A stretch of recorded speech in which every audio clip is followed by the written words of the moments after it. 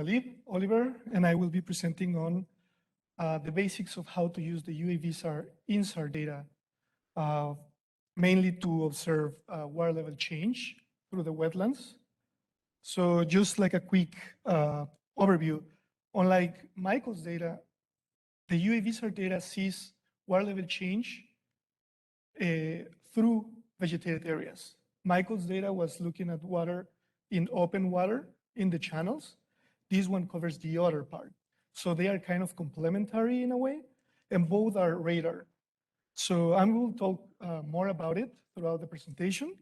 But before that, I want to show you a couple of things here in this part of where the notebooks are located. I hope that everybody is at this website, which is where all the exercises that we're going to be looking at are located. So here you can see there's a summary of what is the content. There's the about, which basically says what I just mentioned, that this is a repository that contains the examples on how to access and use the UAVSAR products, the authors of the dataset, and here below are the links to the Open Collab, to each one of the notebooks that we're going to be using. But also below, there's the dataset citation. So for example, right now we're going to take a look at the level 3 data, which is the water level change, geocoded UAVSAR water level derived for the Terrebonne and Wax Lake regions. So if we click in this, I'm going to do right click and open in a new tab. It's actually going to take me to where the dataset is located. So you can use that main page kind of like a hub where you can find the scripts as well as find where the data is located. And you can check all the data set in this website. Another thing, once we are in this site, is that you can, if you're searching for a specific image or on a specific date, you can use the filter. And this is just for convenience. For example, if I type West Terrebonne, I just type WTI, and you can see that it already filtered only the West Terrebonne data. So just for your convenience and for future uses that you may have. Another thing that you can find in this area is the user guide. The user guide contains more detailed information about the data set, including a sample image, so that you know more or less how it looks or what to expect of how the data set looks, processing characteristics, and also information regarding resolution, spatial coverage, as well as a list of the acquisitions that are in that delivery. So please feel free to navigate those sites and use them at your convenience. So, and lastly, just before we start into the interesting part,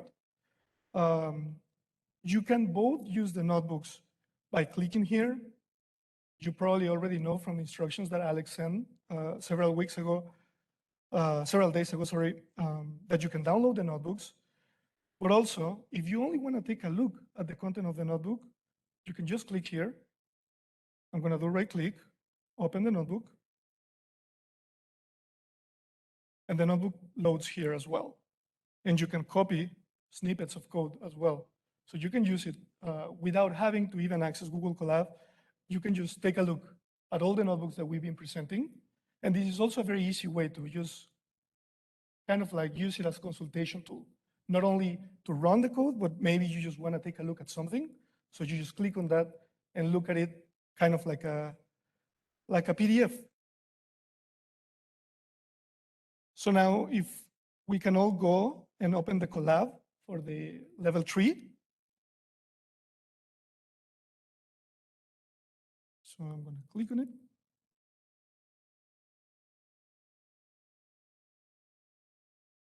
And I'm going to zoom a little bit so that everybody can see better.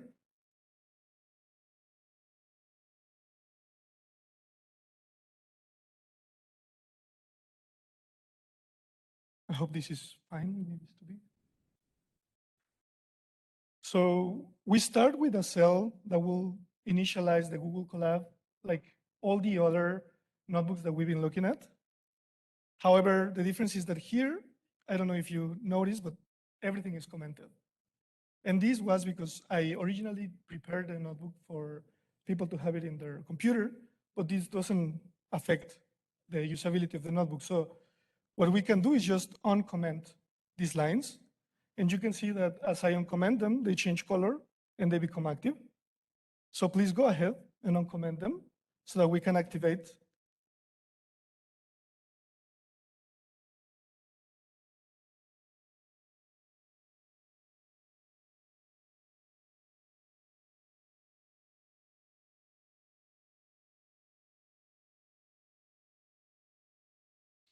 So now that everything is uncommented and is ready for Google, you can see that the instructions have colors.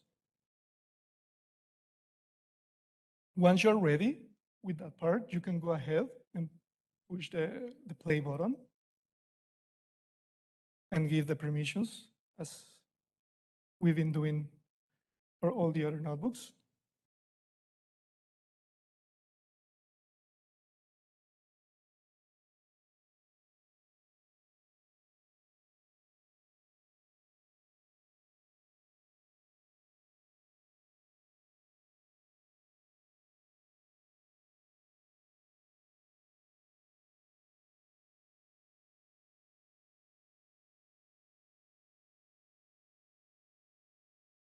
And once it's connected, it's going to show that it's mounted at the drive in the bottom.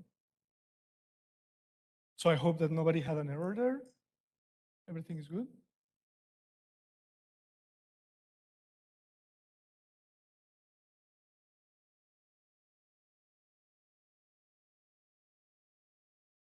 Make sure that all the necessary lines are uncommented so that the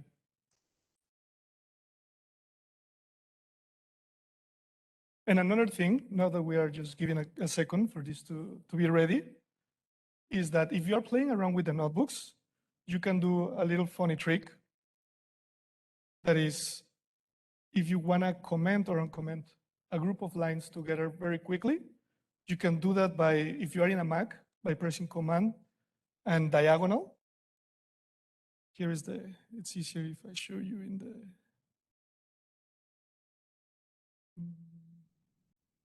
here. Or Control and diagonal, it's shown here. Let me do it larger. And when you're playing with the scripts, you can use that to maybe play around with the code. This is the combination. If you're using Windows, it's Control plus slash. If you're using Mac, it's Command and slash. And you can use it, sorry about that, to very quickly comment and uncomment and play around with the code. You can see how when I do it, the code gets commented and uncommented. And I don't have to go line by line. So that's just a small tip that you can use for future exercises. So just a quick introduction on this data set. This data set, the goal is, as you already been hearing from my other colleagues, the mission of Delta-X is to understand the processes that control soil accretion and retention in the deltas. And the soil accretion and retention is influenced by the accumulation of organic soil and water flow and the vegetation present in the region. And how can we understand that? The problem that we have sometimes is that tide gauges are not enough to understand the flow throughout the wetlands. And also they might be sparse because the obvious difficulties of locating the stations doesn't allow to install stations deep into the wetlands. We can see here in the map a distribution. So for example, in this area, we would like to see what happens here, right? But yet it's very difficult to access. So we can actually create water level change maps for this whole region by taking advantage of radar interferometry. And here, just an example of how difficult it is to install the water gauges. We have Mark and Daniel in different field campaigns working on the extraction and location of the stations. So we are going to use InSAR to extract water level changes through the wetlands. And for that, we're going to use the UAVSAR, which is an airborne radar that allows us to do radar interferometry. And we do repeat pass interferometry, which means that we revisit the site and we compare the difference between the acquisitions. And this allows us to see how the water level changes in time. Normally, radar interferometry is used to observe surface changes, often in urban or volcano areas, basically phenomena that changes in a different time scale, much slower than water level. However, we are very fortunate to have access to the UAVSAR that allows us to do a revisit time that is quite faster. And with that, I'll show you an example of what's the difference from using UAVSAR versus just satellite radar interferometry. And this is just an example on how interferometry works. Basically, we have the sensor, either airborne or satellite, and we throw an echo of radar that will touch the surface that we want to study, and then we'll return to our sensor, and then in a different time, we'll do the same, and then we will compare the phase difference between those, and it'll allow us to measure at centimeter accuracy the changes in the surface. So, but there's a little bit of a detail here, because radar interferometry normally does not work well in water. And this is because water changes very quickly, and this creates a decorrelation of the signal. So normally, in satellite applications, when you look at water, water is only noise. And I'll show an example in a little bit. But just want to make clear that the reason why we can see water level changes in the wetlands in this project is because we take advantage of double bounce, which means the echo from the radar hits the water, then hits the vegetation, and bounces back to the sensor. And this allows us to measure the difference in water level change. If there's no vegetation, then we cannot see the water level changing. So we do need the coverage of the vegetation to see this water level change through the wetlands. So in here I'm showing an example, a satellite example from Jean-Loup from 2008. This is, I think it was Envy. But the important thing about this image is that it's satellite. We're looking at the WAX and Atchafalaya deltas here, and you guys can see that there's some very colorful patterns along the image. These colorful patterns are different signals from water level change through inner wetlands that we observed in this particular interferogram. However, if you pay attention, closer to the delta, we don't see much of those colorful patterns. We only see noise and the background image. This is because the vegetation in the area of the delta changed rapidly. So the repeat pass of a satellite, as Mark explained in the first presentation, is not quick enough. So the changes have been so large already that this has already become noise. So this is always a challenge when we're using satellite for this type of environments.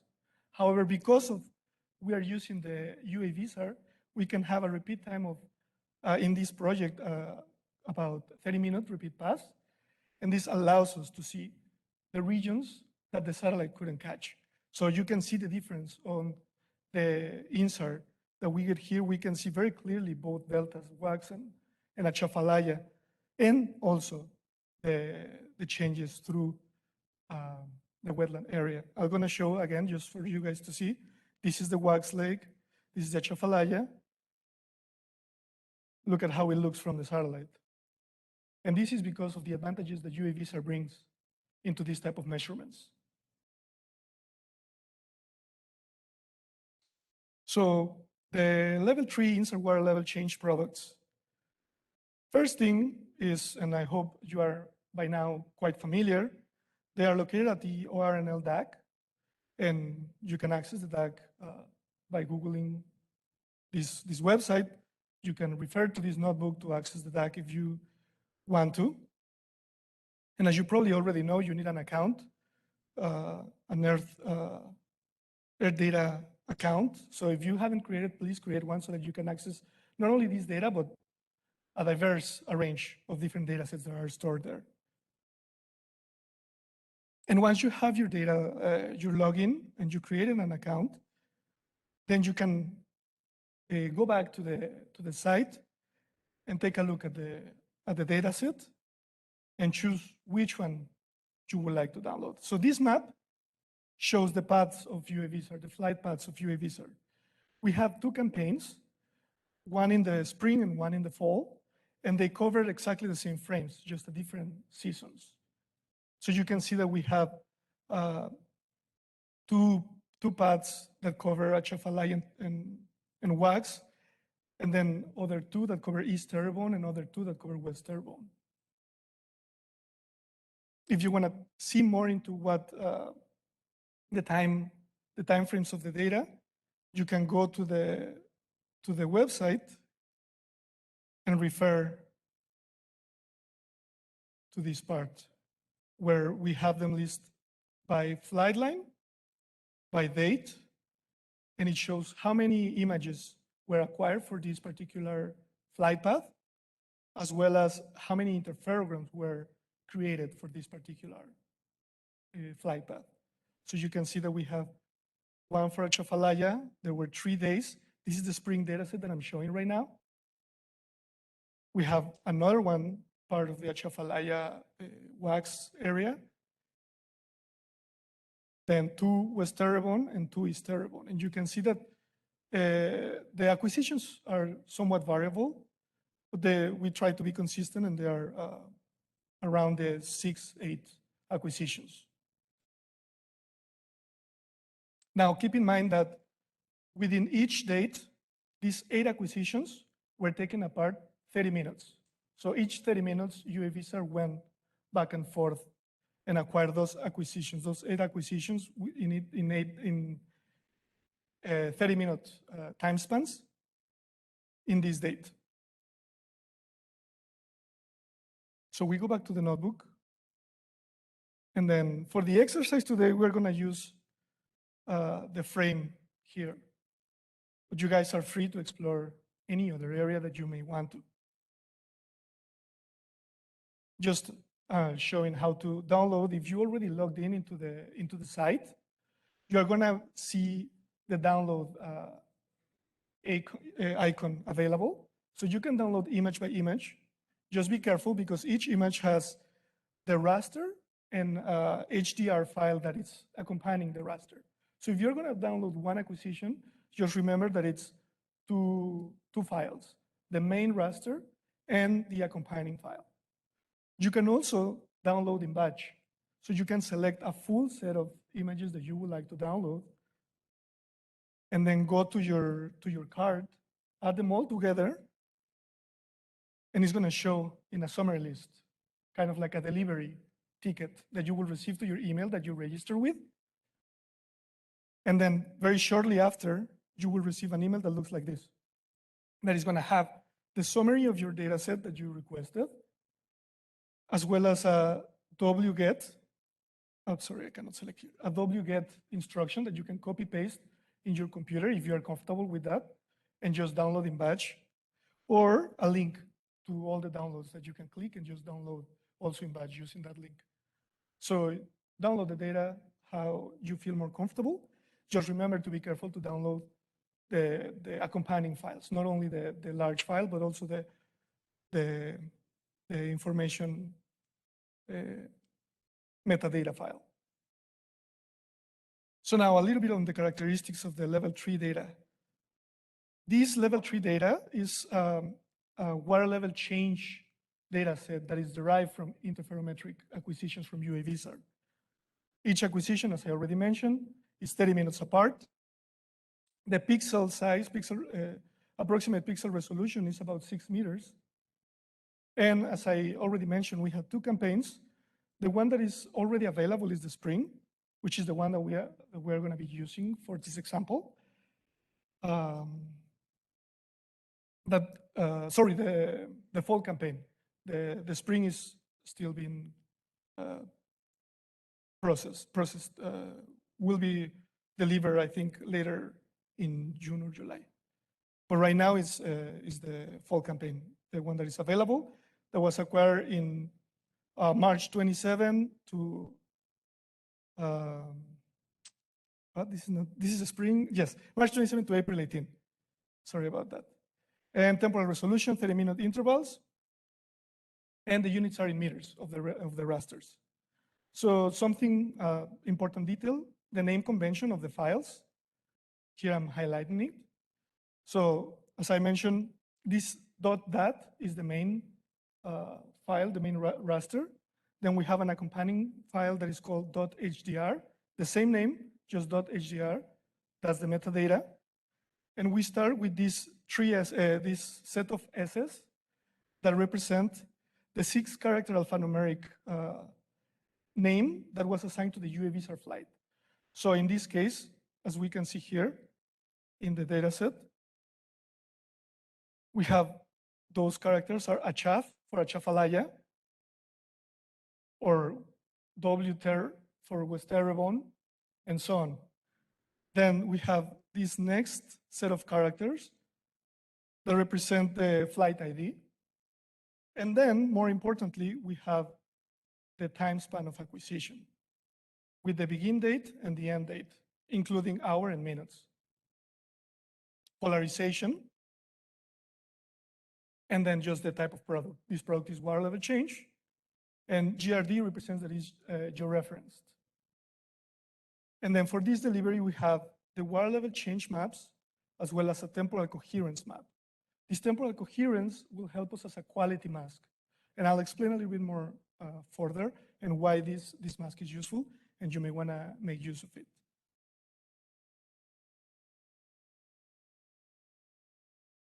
So during this exercise, we're going to be taking a look on initializing the libraries, how to read the rasters, how to take a look into the insert time steps, what is the temporal coherence, how does it look, how to mask the insert using the temporal coherence, and generate profiles, as well as extract windows from the InSAR, so that once you can extract and play around with the data, you can then maybe compare it, as Michael did, with the Crimson stations, or do all sort of different combination of uses that you may find convenient and useful for your particular research.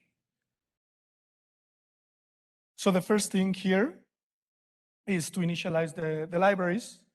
I'm going to be using, as many of my colleagues have been using, the basic Glob and OS, which are kind of like just to be able to navigate in the directories of the computer.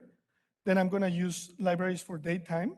These are useful so that we can create a vector time, so that we can plot easier our data and kind of like create a more better to understand set of plots.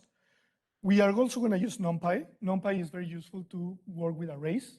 So this library is we are going to use it a lot within the exercise, as well as Matplotlib for the plots, and GDAL for handling rasters as well. So let's go ahead and run it. You shouldn't get anything really, just you can see the green little mark here that it ran. I hope nobody gets an error there. Now, in this part, you can see that I added here some comment. The line that it's on top, it says define work directory for using Google Colab. Right now it's commented. So if you run this as it is, it's going to throw you an error. So you need to uncomment this line. You see how it's active now, it changed color. And comment the other one below. That other line is if you are working with the notebook in your local, in your computer, basically. So what I'm doing here is either directing my work directory to where my data is located locally, or where my data is located within the Google Drive. So make sure to comment one and uncomment the other. In this case, if everybody's in the Google Colab, please uncomment the line for Google Colab and comment the one in personal computer. So your little code should look like this, and we're gonna run it. You can see that here, I go to the directory, and then I print what is inside the directory so that I can see what are our contents and how our folder or data folder look like. And for that, I use the ls, which is a very basic terminal command that is used in Unix as well as in Mac. For Windows, it might be, I think, dir, dir. But for everybody in Colab, this should work. And if we run it, we can see that, in fact, we are now in the directory of the data. You can see that we are in the Delta-X workshop, tutorials, UAVSAR, and data. And that the content in this directory is UAVSAR L1B, UAVSAR L2, and UAVSAR L3. So we want to access UAVSAR L3. So now let's take a look at what's inside the UAVSAR L3. So I just run it for the exercise, even though it's already printed there, so you don't really need to print that if you don't want to.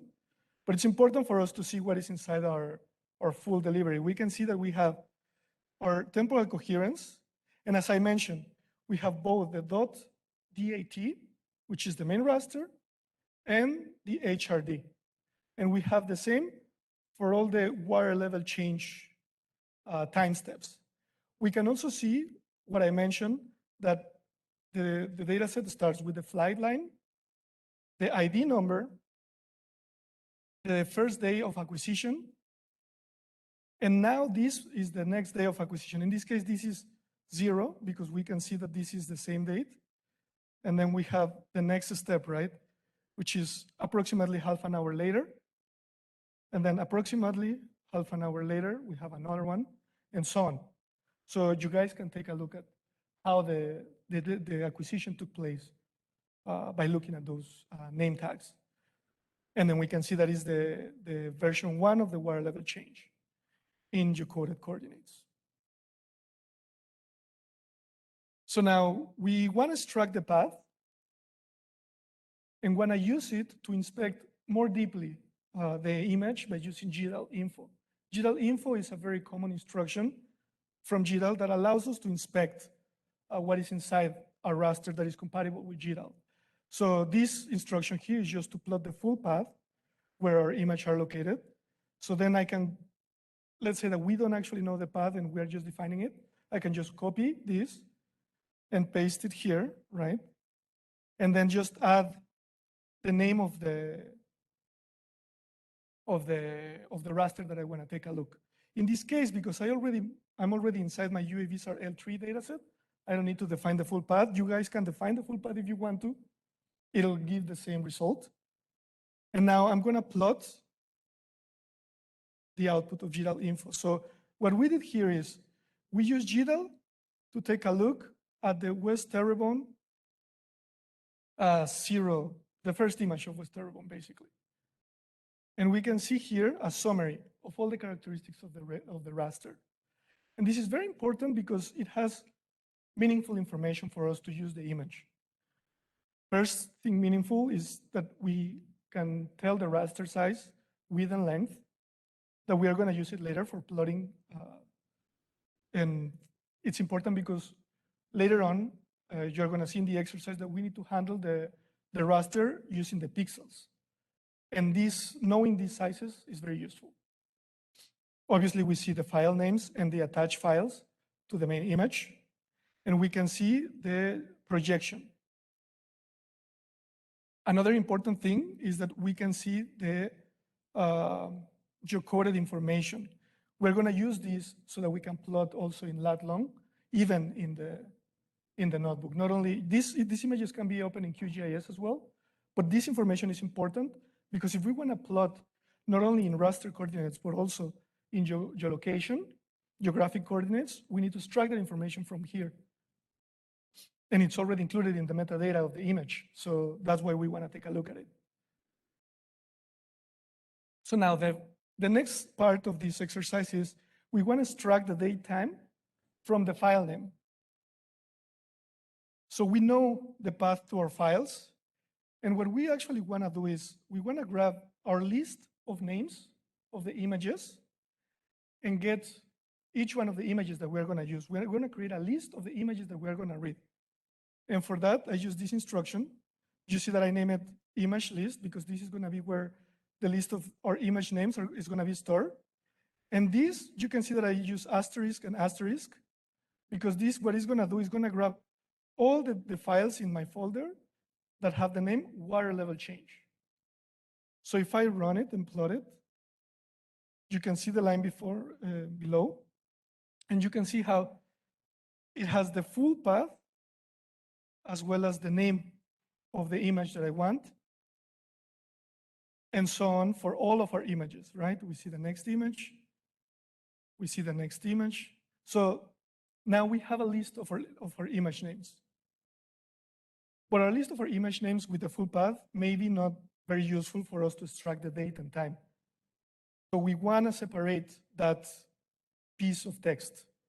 And for that, we can, in this little example here first, I'm going to use one image, and I'm going to extract the name from that one image.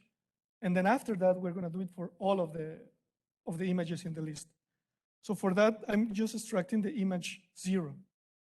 It's 0 because the counter of the lists in Python starts from 0 to n. So just keep that in mind. If you put 1, it's going to start from the actually second image. So in this case, I'm looking at the first image in the list, 0 in place in the list. So I'm going to run that, and I'm going to use this instruction that it says base name. Base name just so that it separates only the name of our file, of our raster. And if you run it, you can see that the isolated name of the image is this one. Was terrible, date, time, water level change, that. Okay, that's great. But now we need to separate only the date and time. For that, we can use the split instruction. So we again can use the base name to extract one of the image names. We are going to split our text, and we're going to split it using an indicator. In this case, I use this indicator. You can see it here marked, is the lower dash here. And then I give a number. This is the number of the time that I want to extract, of basically the text chain that I'm going to extract. You can see here that I put 3. Why? Because it's 0, 1, 2, and 3. And this is the number that I want. This number is actually the number of the acquisition that is changing. This first one is the first time. So this one is not going to change. The second will change as time passes. So that's the one that I want to get. That's why I choose 3 here. So I'm going to run it, and you can see that then now we have the exact date and time subtracted from the name. And then now lastly, just like Michael described, we are now going to transform it into date-time format. This is very useful because it's going to make way easier the plot, as well as the comparison with other set of information that may require time transformations. So, and here, what I do is, again, the same chain that I put above, and then just, I'm telling it that this is going to be a date time. And it's in the format year, month, day, hour, and minute. And for the ones that are not familiar with this type of formatting, you guys can go and access this link. And it has a list of the different formats depending on how you have your date time. This is not useful only for this data set. You can use this little piece of script for any other data set that you may want. So you can go here and check other type of date formats in case that you find it useful and want to do it for other type of applications. So then we run that, and we see that indeed now we have the correct time vector. But we want to have a time vector for the whole acquisitions. So we loop on our list of dataset names. So basically, we are going to do exactly the same that we did. We can copy and paste it. We see that here is the instruction, date time strip, get the base name, of the image and split it and give the format. But now we're gonna loop over our image list. And this is gonna give us basically the full vector of time for the whole acquisition. So I run it, it's pretty quick, and you can see below that we have daytime. This is the first one, 1728. These times are in UTC. You can see 18:0, 18:31. So great, we have now our times. So now let's go and take a look at the rasters. Please, you can see the cells say 3 cells hidden. Please just click there and it's gonna expand. So you should be able to see, expand the whole code snippets. So okay, now we're gonna take a look at one image and we're gonna use GDAL to extract the information. And we are gonna use the temporal coherence to do this. So I'm gonna define the temporal coherence path and I'm gonna tell which one is exactly the temporal coherence file name. And then I'm gonna just use GDAL to open the file, to read it.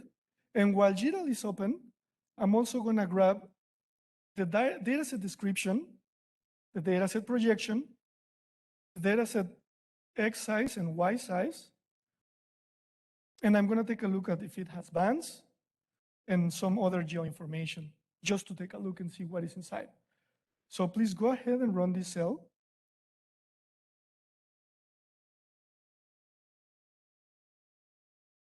So here we have the summary, and we can see that we have a projection for a raster.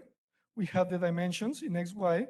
We only have one band, and we have the geo information here. This geo information, we're gonna use it later to transform between pixel coordinates to geolocation. So the only thing that I do here in this next cell is using the same utilities. Now I'm gonna store the raster size into length and width, and I'm gonna extract the geolocation and use it to estimate the corners of my raster so that I can use it for later on in the plots.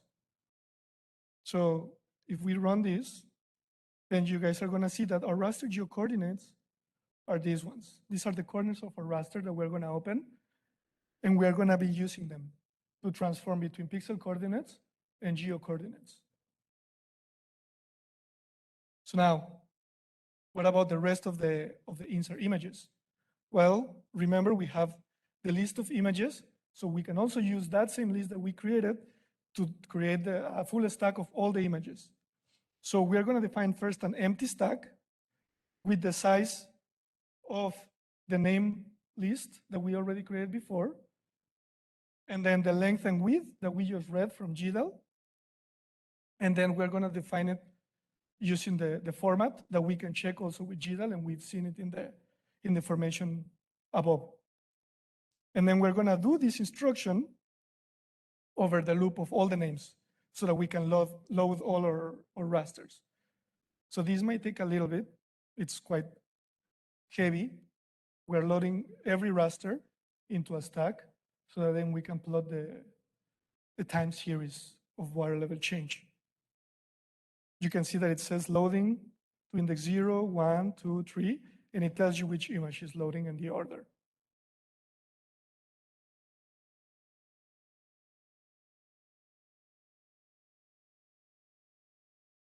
So I hope everybody's following up to here and everybody has their image loaded. So now let's expand this cell. Now we're gonna take a look. Sorry, this part is important. Please don't run this in the collab because we're gonna generate plots, but it seems that these plots are too heavy and consume too much memory from collab. So just don't run them. It's just for plotting. But if we run them, it's gonna crash the collab. So just don't worry about it. What I'm doing here is basically just plotting all the time series and using my vector time to put the title and just plot in a range of, because I know that it's in meters, it's 0.2 to minus 0.2 to 0.2, which is 20 centimeters, minus 20 centimeters to 20 centimeters. So I run that. Please don't run it. You can see the warning there. And you can see that the plots are here. Now, these plots are a little bit weird. They're a little bit difficult to understand first because there's a lot of green, right? And there's some reds there that are difficult to see, but we can mask it out. We want to see what are the areas that have changed. So we can just mask out the areas that don't have change at all. Let's mask out the areas with 0. So we can do the, and another thing, if you pay attention here in the plots are in pixel coordinates. You see how they start from 0 to 12,000 and from 0 to 8,000. So that's useful in a way, and we're going to see why, but it's not very clear if we want to kind of like compare it with an actual map, right? So we want to know both the pixel coordinates as well as the latitude and longitude. So we're going to define the geocoordinates here using the information that we used before. So please run this geocorner little piece. And please do not run the plot below, just because, again, it's just plotting the same plot from before, and it's going to be too time consuming. But the only thing that I did is I read the geocoordinates, and I'm doing exactly the same plot instruction, but now I'm specifying the extent is now my geocoordinates. And as you can see, now we are plotting. Not only we mask out, here I'm doing the mask. Please mask my time series where the pixels are 0. And please use the geocoordinates and display from minus 20 centimeters to 20 centimeters. And this is how it looks. You guys can see that now. We are looking at the plots in latitude and longitude, not in pixels anymore. And we can see now more clearly the features of the wetland, where we can see that red areas are areas that have water level increment, and blue areas usually should be areas that have water level decreasing. But I should point out that the data set sometimes can be corrupted by atmospheric effects. So be careful. For example, here we see one clear atmospheric effect. In this case, this little feature here. This is not because water level is decreasing here. Yes?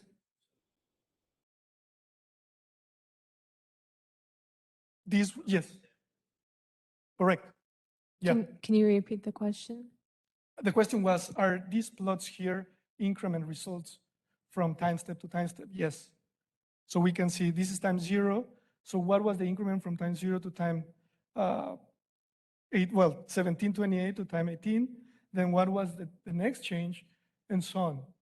So, and then we can see the timestamp in the top with the date and the change in the water level. Actually, if you pay attention to the edges of the wetland in this case, you can see how, I don't know if you can see my cursor clearly. I don't know how I did that, but you can see how it changes in this part, and it increases here. And these are wetlands, internal wetlands that are showing increment in water level. Yes. Right, so the total increment, for example, the total increment of the time series from time 0, this is the total increment observed in this time. So this is what the final absolute increment that we observed, and this is the intermediate. Now, let's take a look at the temporal coherence. Oh, there's another question. Is there any option to do atmospheric correction for the blue patches? So there are options for atmospheric corrections.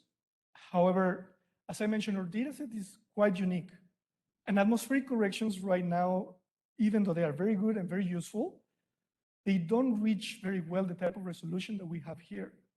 The features that we see here, for example, this little feature here is well under the atmospheric models available. So really the atmospheric corrections don't capture this. So yeah, it's quite difficult, and usually it's better just to compare with stations or some information that we know so that we can verify the veracity. The other thing that we can do is also observe how the signal changes, the water level changes along the wetlands and see if that actually makes sense. We can see that this is quite circular, quite suspicious. It doesn't change like the other parts, you know, like it's break in islands and channels. So this is already suspicious. So, but yeah, atmospheric corrections are not there yet. They can be useful, and you can apply them. Definitely, there's many models available, but I doubt, and we've done some tests, and they remove very little. Yeah.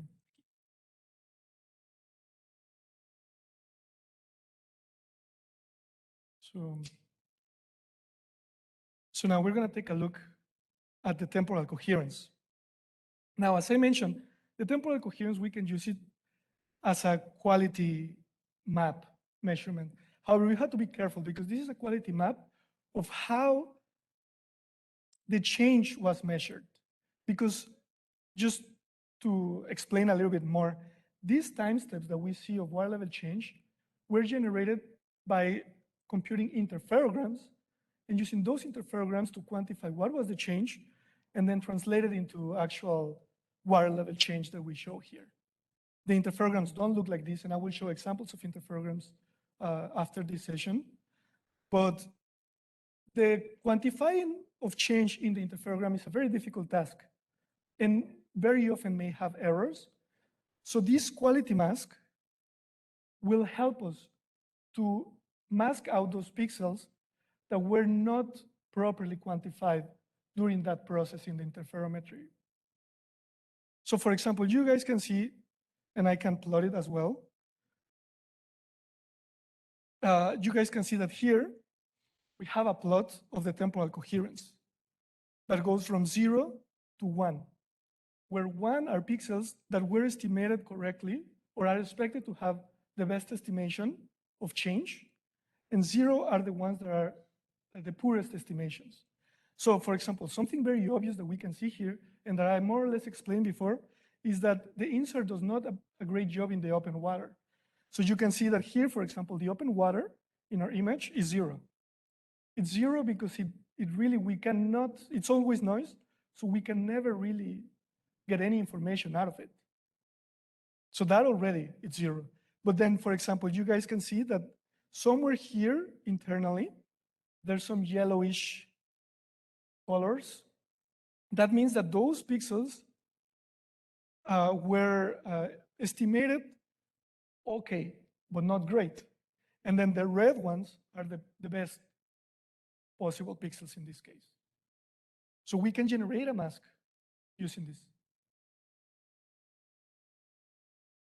This question. The question, it seems like where there was the atmospheric anomaly, it seems like it's coherent in there, so why is that? Because, again, what we are showing in this quality mask, it's only how well we quantify the change. However, the atmosphere is part of that. Okay. So we cannot really differentiate from that. That's why it's very difficult. But that's a great question. Thank you.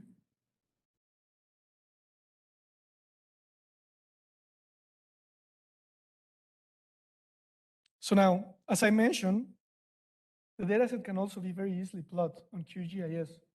I don't expect you guys to download it because it's quite heavy. I don't know if someone did. We can very quickly open it. I can share my screen very quickly. Let me see if this works. I'm gonna go and share.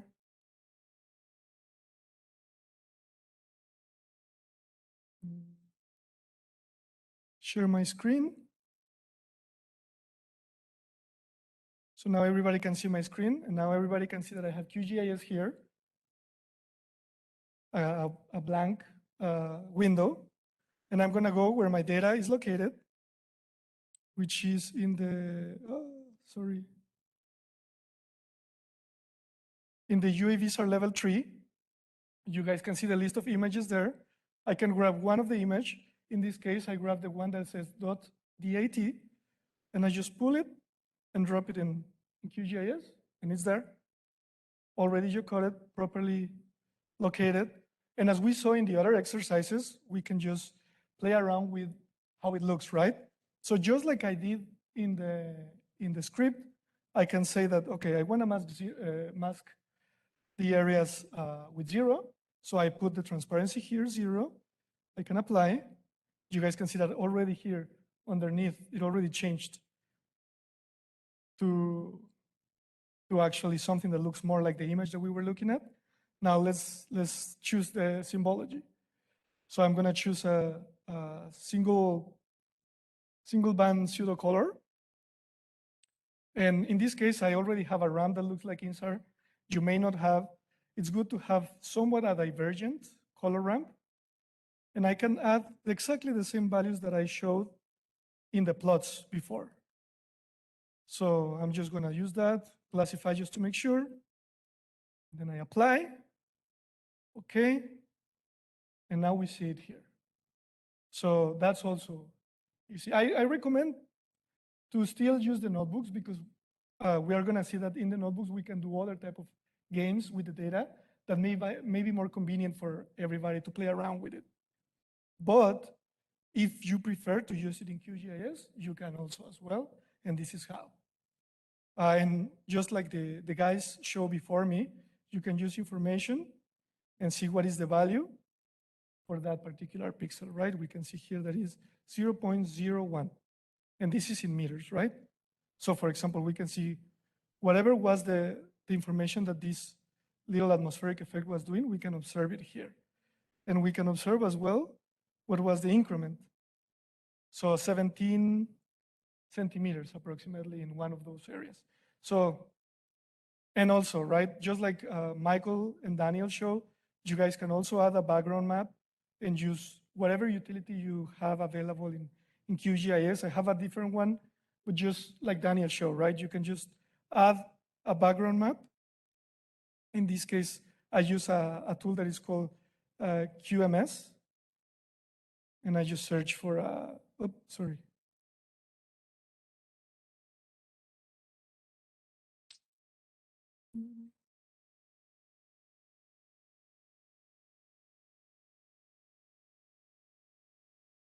No. Here. Sorry, it was hidden here. But anyways, I can just display the Google. I don't know what is doing this. Here. Sorry about that.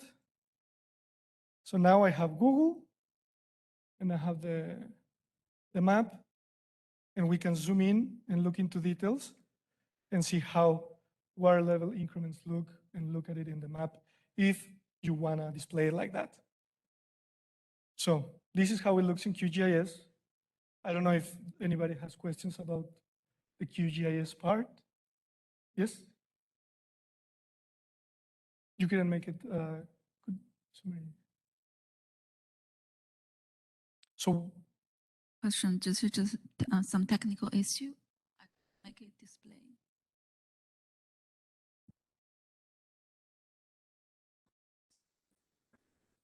Just make sure which data set we loading. Is this one?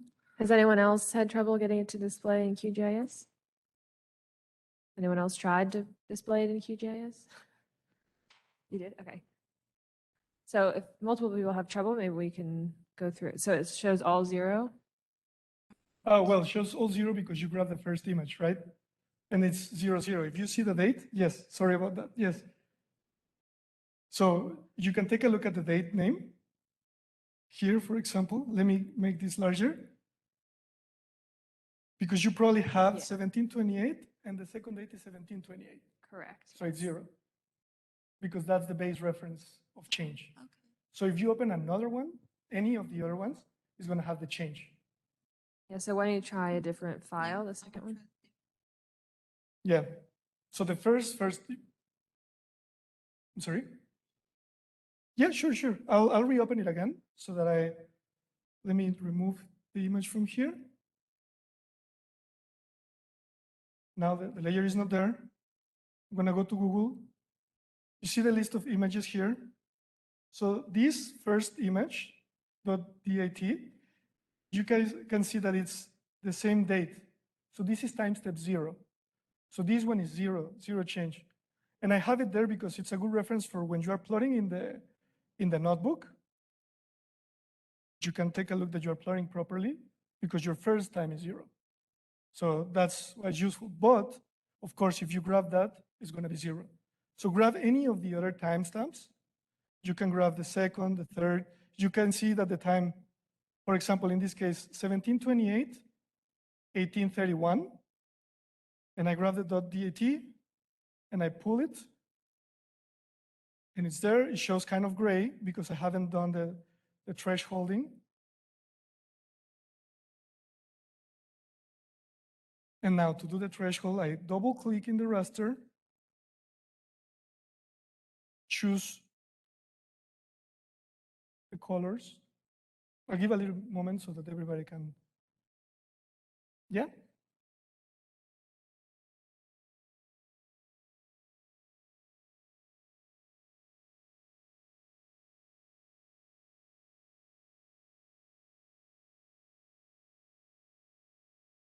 And then you can choose the color. So if you double click in the name, you can choose in symbology, you can choose color if you want to display with color. And then again, you can input a range of your preference. And that makes things clearer for you. So here I apply it, but I forgot to add the transparency. So I'm going to add the transparency. I'm going to say values equal to 0, make them transparent. See that I'm here in transparency, and then add as if they were no data, and then 0, and then apply.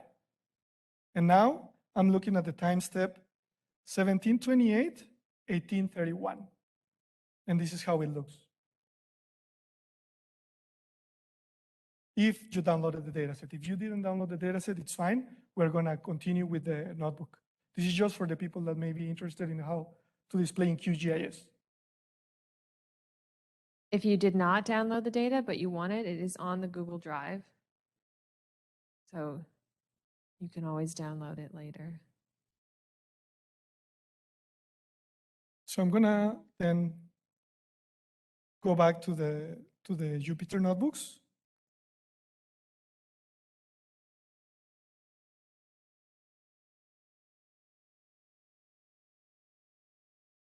So now that we saw that we can also display the images in QGIS and also play with them within QGIS, let's continue with analyzing our data using the Python scripts. So let's click here to open the cell of code. And we want to mask the InSAR using temporal coherence. And as I explained before, we're going to do this because we want to keep the more reliable pixels for water level change. So I'm going to do a mask using the temporal coherence that it's above 0.7. And 0.7 is usually a good threshold to use for this type of mask. However, you can play around with it and you can use the threshold that you find convenient. You are not tied to it. It's up to you on how you want to play with it. And this is just to make the plots. Let me just run it. It's going to take a little bit. And now it's going to show me how my mask looks, how the temporal coherence looks, and how the temporal coherence mask looks after the 0.7 threshold. So I have here my plots. And if you have been paying attention, you can see that I've been plotting in geolocation. You can see here how I specify the geocorners that we used before. And if you don't specify them, it's going to plot in pixel dimensions. So just keep in mind that and use it to your convenience. So here we can see our quality mask. We can see that the yellow parts are our reliable parts, whereas the purple ones are our least reliable parts. The original temporal coherence, the mask that we've seen already, where we can see these yellow pixels kind of like in between. And then we can see how the product looks after the masking. You can see how those little pixels have disappeared from the middle. So, and this is just for when there could be data sets that have larger errors from the estimations in the interferograms, and you may want to mask them out. This could also be used as a water mask, because as I explained, water mask is not going to be consistent, and it's always going to be shown like 0 here So you can also use it as a water mask. So please do not run this following cell.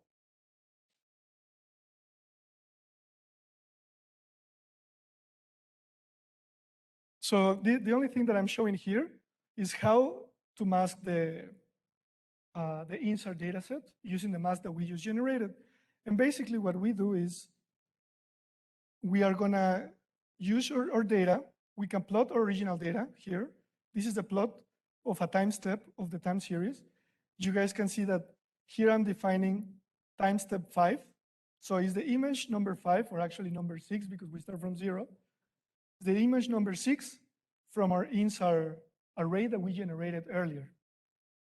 And this is the original. This is, I'm just masking 0. Now I'm gonna apply the mask. So I'm just gonna multiply it. I'm gonna multiply my mask against my data. And because the rasters are the same dimension, just by multiplying it, it's gonna apply the mask. And then I plot again my data. So I'll do it. Well, no, don't do it. Sorry for that, because it's gonna consume a lot of memory.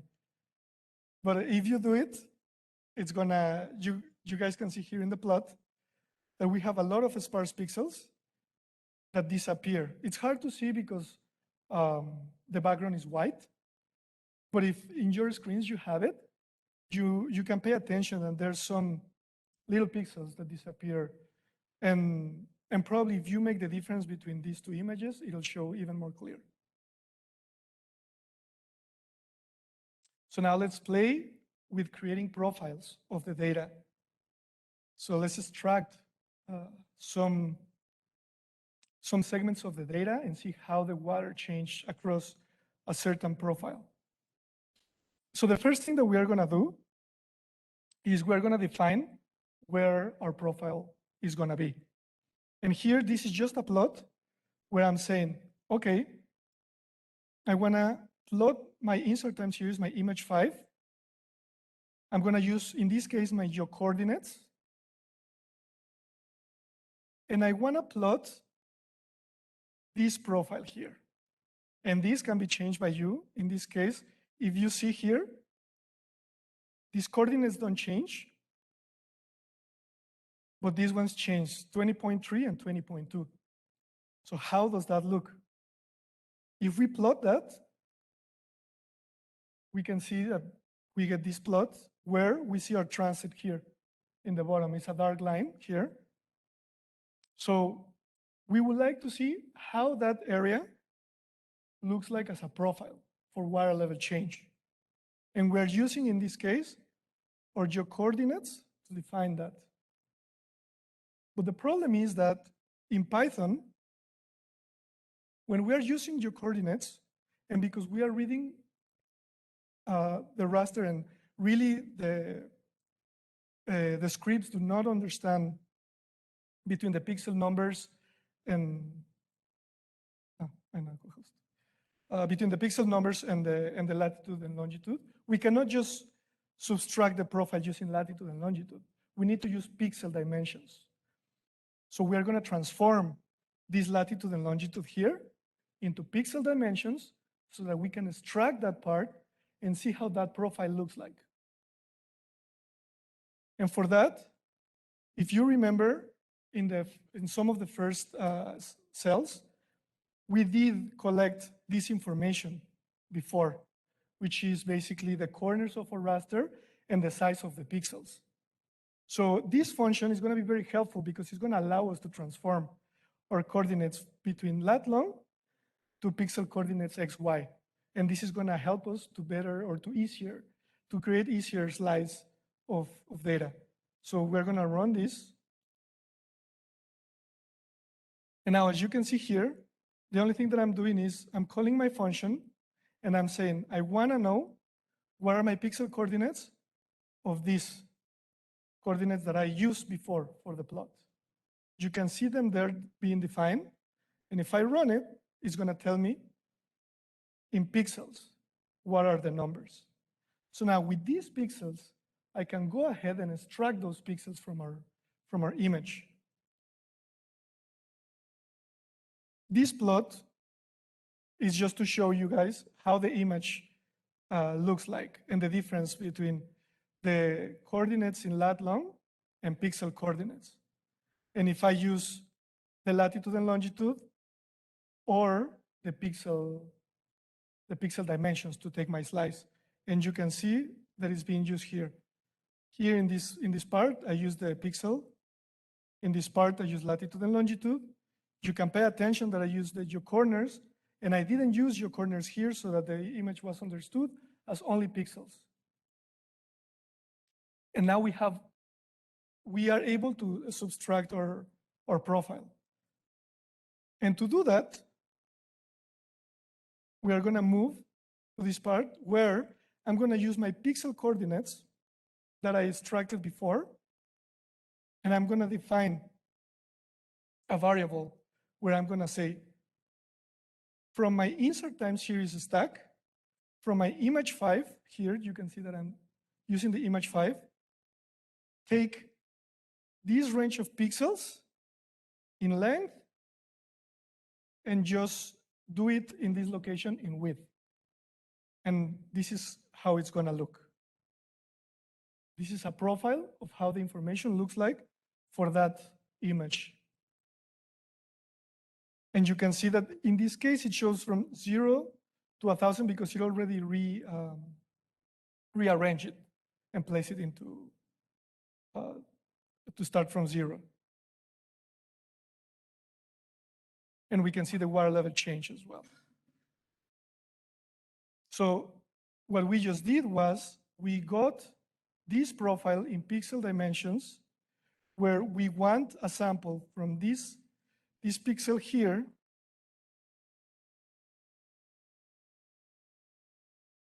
and only at the location in X in about 4,000. So that's what I defined it, right? So we went from 8,000 to 10,000.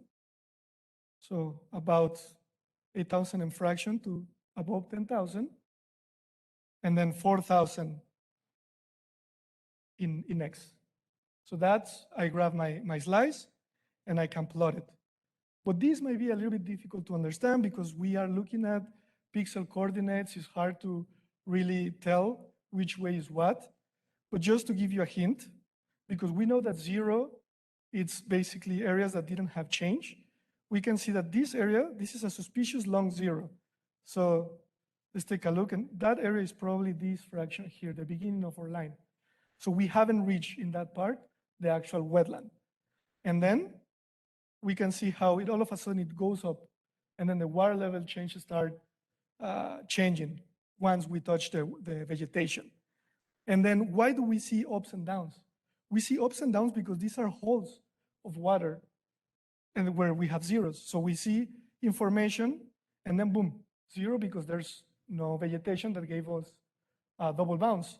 And then again up, 0 again because again, right, open water. And so for example, this might have been a pond or a channel here, and then up again, and then again, a little channel. So just this is how you guys can kind of like make sense of this profile of water level change. And again, these are the amount or the magnitude of change in meters.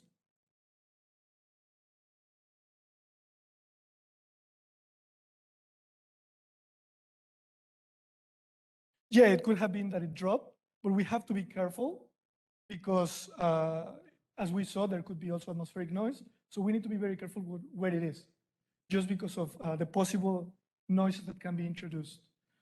That was a question asking about values below 0. Mm-hmm. Yeah, so let's suppose that the water level change was dropping. We will see it going down. It wouldn't be positive. It will be going downwards. Now, in this particular case, I'm not sure. I will have to go and compare and take a look in more detail to the pixel. So it could be that there was some sort of situation that the water dropped, the level dropped for some reason, or there just could be a noise factor. So we have to be careful with that.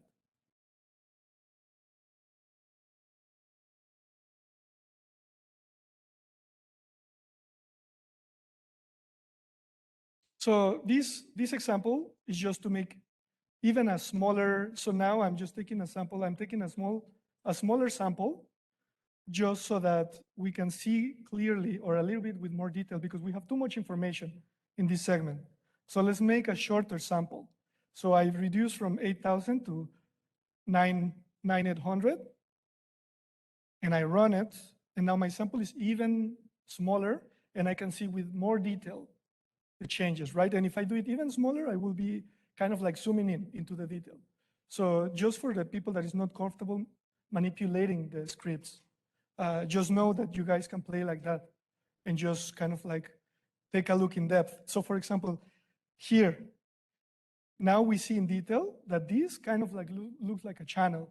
It's kind of like a squared, rectangular, so it's suspiciously rectangular. So probably the water level change hit a channel there, so we don't get information from the InSAR, and then we go back.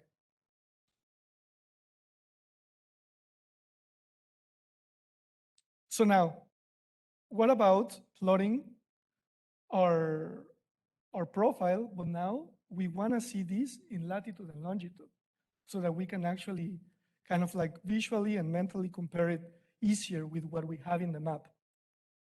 So we can, again, define our profile of the particular image that we're using.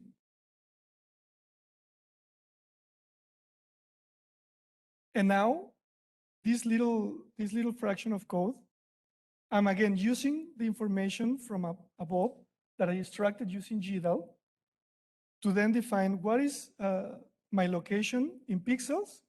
So now the pixel dimension, I'm going to transform it to latitude and longitude because I know my size of sample in pixels, but I want to know how does it look in latitude and longitude. So I use this, and you guys can use this type of code if you don't have to be limited to this notebook. You can use it in Michael's, for example, or Michael's in this. Just know that these are flexible and you can play around with all of the utilities that we've been looking at. So if I run this, basically what I'm going to do is I'm going to grab my sample in pixel dimensions, but now I'm going to transform those pixel dimensions into latitude and longitude and plot them. So I'm going to plot that. And here we have, now I can see how the water level change, in which latitude coordinate the wetland started, in which latitude coordinate I have a suspected channel, and how it's increasing.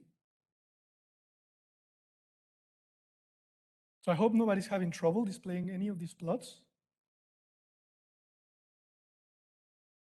So now, even more interesting, what about plotting all these profiles, but following the time steps so that we see the progression of the increments of the water level as the time passes?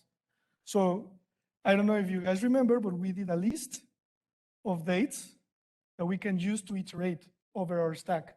So we're going to take advantage of that list that we created before and just use this same little code that we use here inside this cell so that we can just create that plot, but for all of the time steps. So, and if I run it, I'm going to take a second. But now I'm going to see that, yes, in time step 0, because this is the origin, we don't have anything. Now we see what happened in 1800, what happened half an hour later, and half an hour later, and half an hour later, we see that there was actually a little bit of a drop there in water level and the last time step. So this way you can create a profile and plot how it changed that segment. And as you can see, I have latitude coordinates as we did before.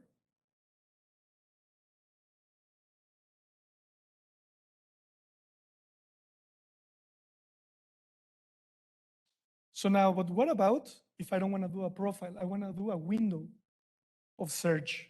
I want to take a look at a region. Well, for that, we can actually create a window of search and use a coordinate, a center coordinate, to see where do we want to extract that information? So here I'm just basically explaining what are we going to do and defining a window size of 500 pixels from the center coordinate. So from whatever coordinate I'm given, it's going to be 500 up, right, left, and down. Just be aware of that in the case of this window. And I'm explaining it here, just so that you know. The note about this is in the commented text. And then we're going to provide sample coordinates of latitude and longitude. And because we already know how to transform and play around with them, I'm going to pass it to pixel coordinates. So I do that. I know now that my latitude and longitude that I define here, it's equal to these pixel coordinates. And I'm going to use it to extract a sample. And for that, I'm going to extract a sample. Again, I'm going to use image 5 for reference. And I'm going to give the sample coordinates that I extracted here, sample coordinate X, sample coordinate Y. You can see how I'm using sample coordinate X minus the center, sample coordinate Y plus the center, and so on. So this is going to allow me to, based on a location, extract a window. So if I run this, it's going to create a small window of search. And in this case, I'm plotting it in two different ways, one in geocoordinates and one in pixel coordinates, just for your reference and so that you can have an idea of where it's located on the map.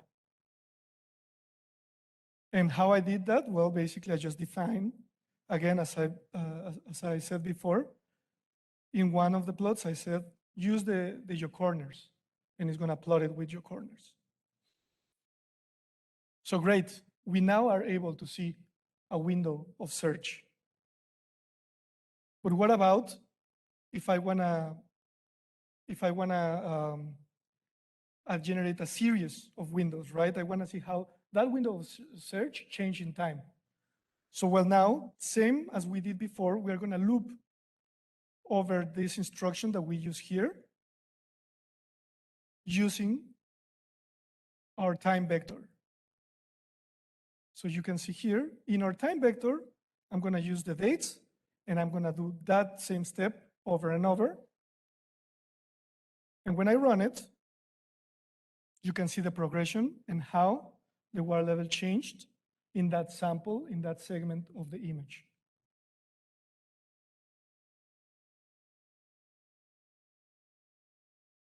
And now that you can extract a window of search, you can also take an average of this window. You can play around with the data here.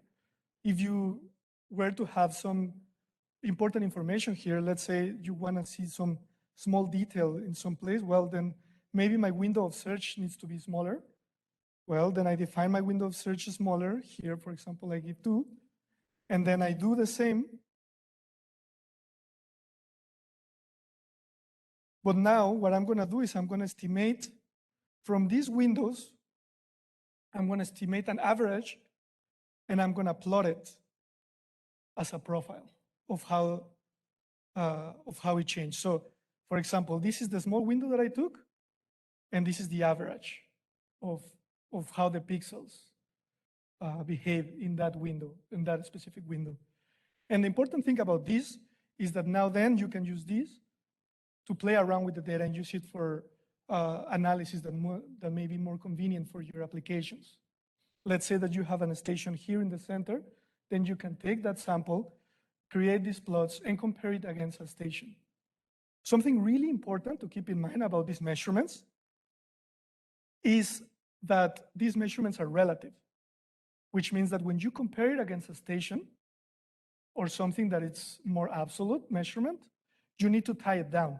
This is relative to the observations that we see in the first one, right? So you need to tie it down to whatever is a measurement that you're comparing against, that obviously, hopefully is located within the window of search. So very much like Michael showed in his exercises, you could grab a station, choose the center of a station, and then just create this plot for the station and create this plot for the InSAR as well. And then just to wrap up this part of the exercise, I leave here a couple of examples that if you feel comfortable, you can play around with, and that I think if you are able to do this set of exercises with the data that I just showed and with the little code that I just shared, you should be able to manipulate very comfortably the data set. And everything to do these examples, you can find it within the cells. And just remember that you don't have to run every cell. You just need to grab the cell that is useful for you. So use them at your convenience and play around with them. And just, yeah, this will be it for this module. And just remember that the main goal is so that you can extract all the information that you guys need so that you can use it from this data set. Yes? I just have a general question. Yeah? It's really interesting. I was just wondering, do you all, or can you combine this data, because of all the channels with the air SWAT data? So you have a, We haven't done it, but I mean, that would be something really interesting to do because they are complementary, right? I mean, if I go back to a bigger view of the image, sorry that I'm moving this fast, I hope nobody's getting dizzy. As we see here, the information that we don't get is some of the information that Michael gets, which is part of the most important thing about the Delta-X project and why there's the 3 airborne sensors, right?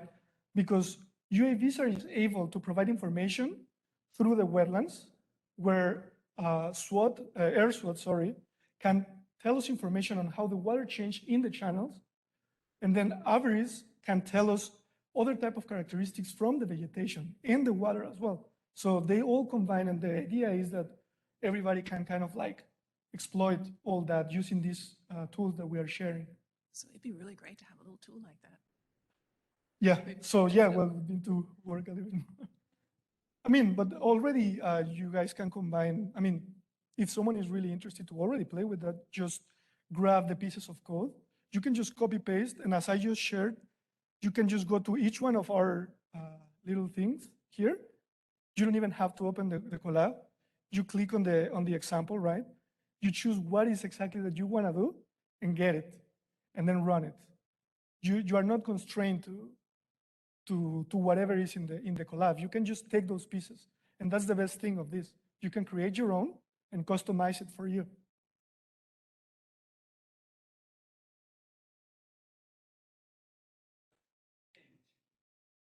In your image area.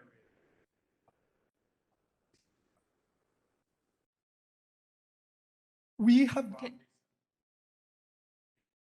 yeah. So you mean if I compare it with the actual, if I compare the water level change of the maps with actual measurements, we have done some comparison. Some of our measurements show agreement below 3 centimeters, but some of them, depending on where you are, because of, it depends on the data set, where it was, when it was acquired.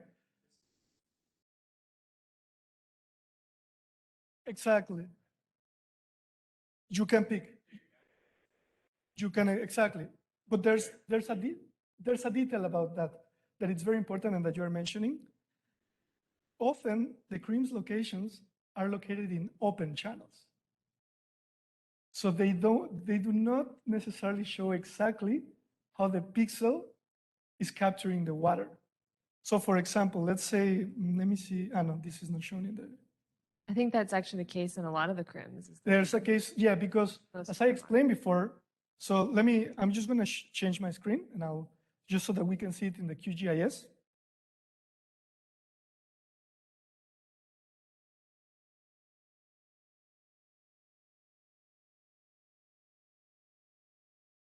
Sure. So let me zoom in. So for example, let's say that I'm looking at the channels here. This is just an example, right? I don't have the CRIMS here, but very often a CRIMS station may be located in the middle, not exactly in the wetland. And the problem with that is that we have observed that because how the wetland is located, or maybe there was a levee or other type of features that may be present, what the CREAM captures is not what the wetland captures. So some of the stations agree well, some of them not. And that will also depend on location, on how the data set, if there was no atmospheric disruptions as well in the data set, and where you are looking at, it's a clean set of pixels. But definitely it's an important thing to do, to compare those. And we are doing it, we're working on it. But a very challenging thing is that we have observed that often the stations, of course, are not in the wetland. And what the wetland captures is not the same that the channel in the middle. It's quite different, the water level change.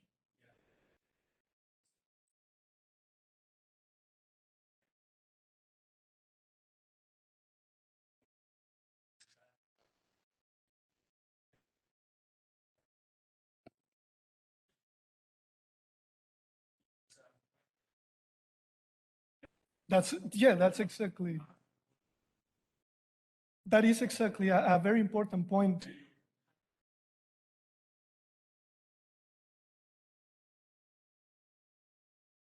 That's correct. Yeah. So I don't think that was captured by. Yeah. Can you repeat it? Yeah. So what he mentions is that we could use also the InSAR to find the places where it'll be ideal to locate a station, and that's very important because right now the stations are quite outside of the wetland, and it'll be desirable because of this data set to have the stations more inside the wetland so that we can really prove kind of like more accurately the comparison with CREAMS and the InSAR in these areas. And that is exactly a very important thing to address.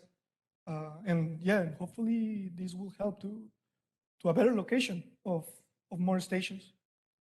Yeah, so for this campaign, we did have gauges in the wetlands, a few of them, especially at the CRIM sites. So I think that will help with validation.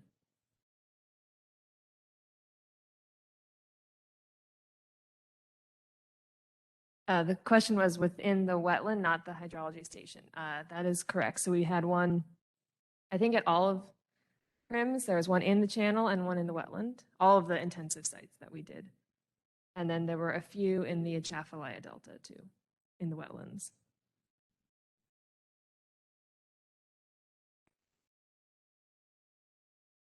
And I don't know if there's more questions.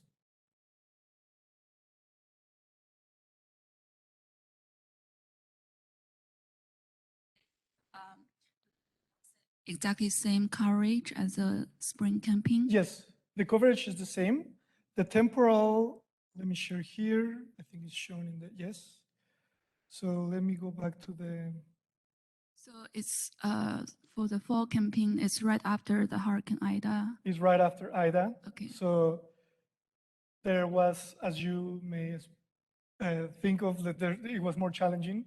Water covered more the vegetation. There were other artifacts of atmosphere. We haven't finished that data set, but another detail to mention about the fall campaign is that we have one less day of flight. So we have more or less the same shape in terms of 1 day, 8 images, 8 acquisitions. But for the fall campaign, we had one less day. So it's a little bit less data than in the spring. It's going to be released very soon? I don't remember when is, do you remember, Alex, when is the? I think it's June. The end of June is when they get submitted, but they won't become public. Yeah, they for have a to while. be pre-release because some of these data sets are pre-releases. So they have to go over like some reviews until they are like fully open. So the pre-release probably has to be somewhere in June. Yes, Michael. We had a question online. Can you discuss further on the application of this work? Given it is water level change in the timescale of minutes and hours, is it mostly analyzing the impacts of tidal cycles on wetland water levels? Yeah, that's a very interesting question. It's yes, it's very short time scale, and some of the details that we can see here. First is that we very rarely, with radar, we can see how the water change in these channels. So even though it's a very small window, we can actually observe how the water flows through these little channels that the wetlands create, as well as we can and some of the data depends on what is the tidal stage. We can also see some of the signal from that. But it's really important that we get to see how the water moves through the wetlands, because the idea is that this will help us to enrich the models that our colleagues are going to present later, to better understand how is the sediment moving around all this area.